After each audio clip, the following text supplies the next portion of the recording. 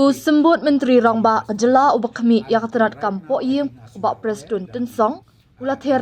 yak sorkar United States of America USA halor ka kynnoh ubak Jela Meghalaya bat kathan chati la mingi kari India North East kidai ki jingshngain nakabenta ki noman Shanghai perthei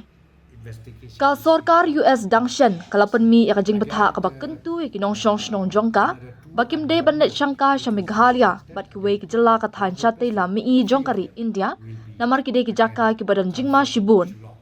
kalong ko bas ngosi shibun baka sorkar US kan penmi yak bakum kani ka jing betha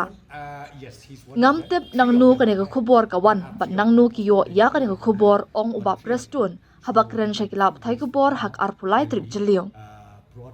uba Preston upen shairu baka Meghalaya ka jaka ka basngan tam hak perthei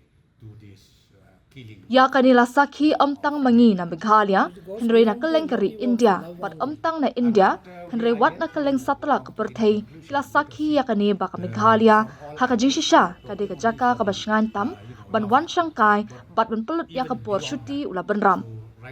Well, I think it is very unfortunate that kind of advisories issued by the government of United States of America. I don't know from where this report came in and from where did they get this report. I think it is very, very unfortunate. But let me clarify. As far as Meghalaya is concerned, let me tell you one thing, that Meghalaya is the safest place, and this is being witnessed not only by us from Meghalaya, but throughout India, not only throughout India, even throughout the world. They witness this, that Meghalaya is in fact the safest place to come and to visit and to spend their holidays.